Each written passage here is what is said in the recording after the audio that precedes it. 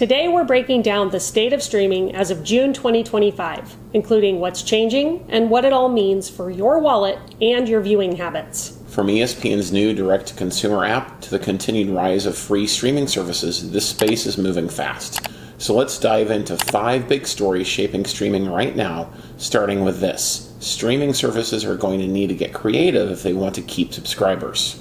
A few reports came out, one from Nielsen and one from a test, that revealed some interesting statistics about the streaming space. Together, they paint a picture that while streaming has surpassed broadcast and cable, people are also canceling their subscriptions and watching less TV overall. Let's break it down. For the first time ever, streaming beat out both cable and broadcast TV viewing combined. Nielsen's Gauge report for May 2025 showed that streaming made up 44.8% of total TV usage. It wasn't by much, but the fact that it has leapfrogged cable and broadcast combined is a historic milestone. You might think younger people are pushing streaming over the top, but it's not just younger viewers. People over 65 are playing a role, specifically in YouTube and other fast services like Pluto, Tubi, and Roku Channel for comfort TV and nostalgic shows. Pluto TV, Tubi, and the Roku Channel now get more viewing time than any individual broadcast network, and the growth of YouTube can't be ignored. It now accounts for 12.5% of all TV viewing. Legacy cable networks just can't keep up. They've slashed budgets for original programming and are focusing more on digital delivery. Meanwhile, streaming service usage has increased 71% over the past 4 years. Streaming is now the dominant way Americans watch TV. The landscape has officially shifted. But even within the streaming space, people, and especially Gen Zers, are watching less live TV.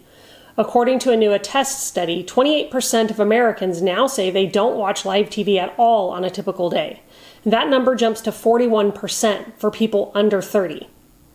Overall, TV consumption is declining. Just 56% of Americans watch 3 or more hours a day, down from 61% last year.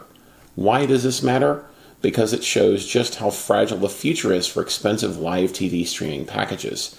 Services like YouTube TV are raising prices and people are simply opting out. According to MoffettNathanson, we may have reached a turning point for traditional pay TV. While it's still declining, the rate of decline has slowed for 3 consecutive quarters. This has led some to think pay TV may finally have found its bottom. And that goes beyond cable to expensive live TV streaming services. YouTube TV reportedly lost 500,000 subscribers in Q1 alone, likely due to its most recent price hike to $82.99 a month. To try and hold on to subscribers, YouTube TV rolled out a $10 off retention offer. But that $10 off per month retention offer was for 6 months, and it ended in June. That may explain the uptick in cancellations. There are some reports that subscribers are receiving another extension of the $10 monthly discount during the cancellation process. It will definitely be interesting to see what happens in the fall when football season starts back up and more people sign up to watch their favorite teams play. Now, speaking of sports, let's move on to a second trend, the soon-to-launch ESPN and FOX One apps. This past quarter finally delivered more details on Disney's long-awaited ESPN direct-to-consumer app.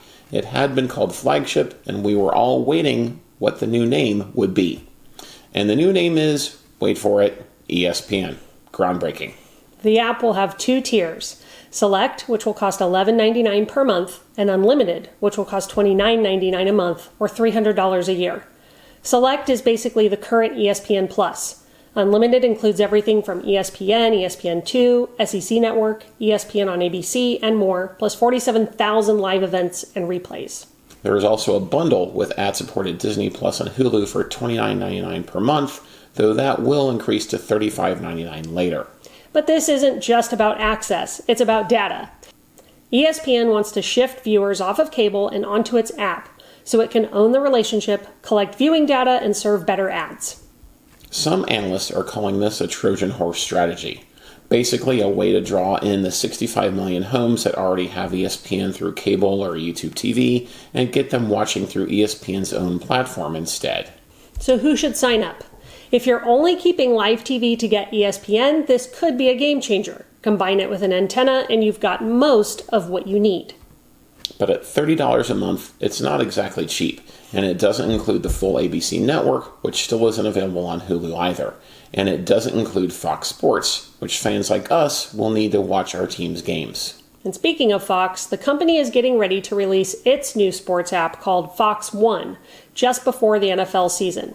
We don't know the exact price yet, but it's expected to be around $20 to $25 per month. The new app will include FS1, FS2, Fox News, local stations, BTN, Fox Deportes, and more, plus both live and on-demand content. And Fox is also planning to offer bundling deals. They've already been approached by multiple streamers about partnerships. This is Fox's first real direct-to-consumer app, and like ESPN, they're trying to double dip. Keep existing pay TV subscribers while offering the same content a la carte to cord cutters. But keep this in mind. If you sign up for both ESPN and Fox One, you're looking at $50 to $60 a month, and that still won't get you every sport. So these apps are not a slam dunk for sports fans who need everything from all of the major sports. In fact, as we've shared in our recent live streams, which air on Fridays at noon Central, if you need ESPN and Fox Sports to watch your team's games, you may be better off going with Sling and switching between orange and blue as needed. There's no fee or limit to how many times you can switch, which makes it a slightly cheaper choice than getting both the ESPN and Fox One apps.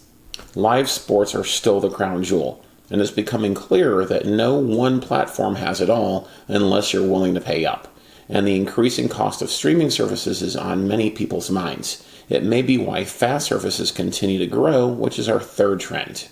Value is what's driving the continued growth of fast, or free ad-supported streaming platforms. 66% of streaming households now use at least one fast service, and Tubi just announced that it hit 100 million monthly users. Roku's not just paying attention, it's making moves. It recently bought Friendly TV, showing it wants a bigger piece of the budget-conscious market, and is quickly positioning itself in the center of the sports streaming situation. As sports streaming continues to be a fragmented, frustrating experience, Roku is positioning itself to be a hub for lots of disparate sports content scattered across linear and streaming TV.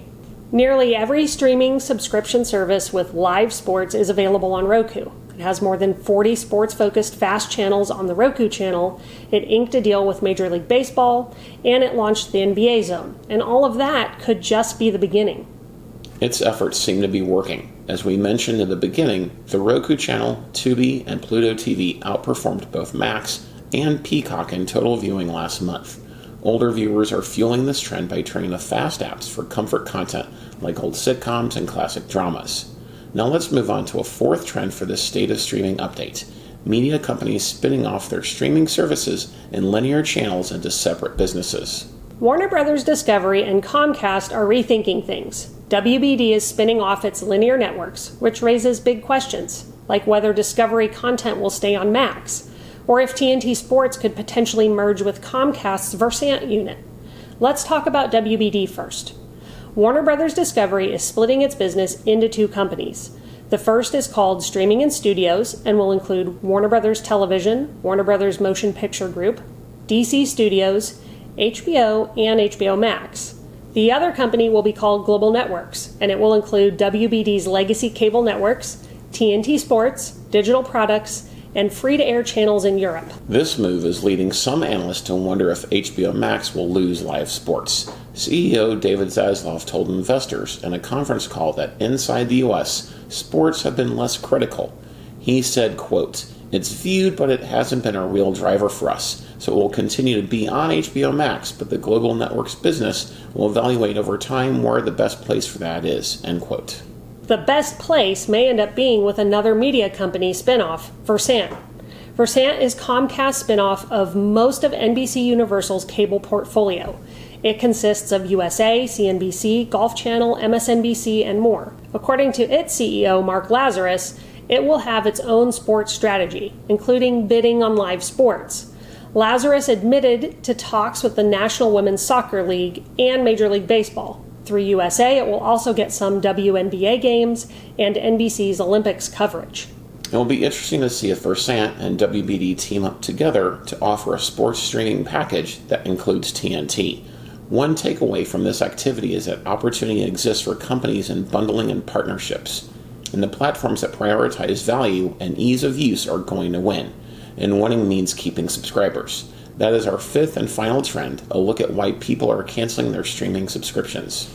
TiVo's most recent trends report found that usage, not pricing, stood out as a main reason people canceled a streaming service. Specifically, when asked about why they canceled an on-demand streaming service, the number one reason given was not using it enough, followed by price hikes. Other common reasons given were needing to tighten the budget, it not being worth the amount paid, and subscribing for one show and then canceling when finished with that show. Services most recently canceled were Netflix, Prime Video, Hulu, and Disney+. This was at the end of 2024, so it's important to keep that in mind. Still, the data paints a clear picture. People are canceling a service when they feel like it's not worth the price they're paying, and that is tied directly to feeling like there isn't enough content on it to keep them watching it. There's a real opportunity here for streaming services who can offer large content libraries with appealing shows and movies. Unless you're Netflix, you're going to need to bundle with other services to offer that volume of content and enough appealing content to keep people engaged. And keeping people engaged is even more important than subscription revenue, because streamers stand to make much more from advertising as time goes on than from subscription fees. In short, content is the only way to keep people on your platform long enough to truly make money. Yep, now let's wrap up this state of streaming update with a few final takeaways. So what does the state of streaming look like in 2025? It's fragmented, fast-moving, and more expensive than ever, unless you're strategic. Legacy media is offloading linear TV. Streamers are bundling up, fast services are gaining steam, and live sports is still the biggest battlefield. There's no one-size-fits-all solution, but the smart move is knowing what you actually watch and building your own bundle from there. And that's exactly what we will keep helping you do on our channel. Will you subscribe to ESPN or Fox One? What's your favorite free streaming service right now? Let us know in the comments below, and if you haven't already, don't forget to like, subscribe, and turn on notifications so you can get all our latest news and reviews when they drop. Thanks for watching, and we'll see you in our next video.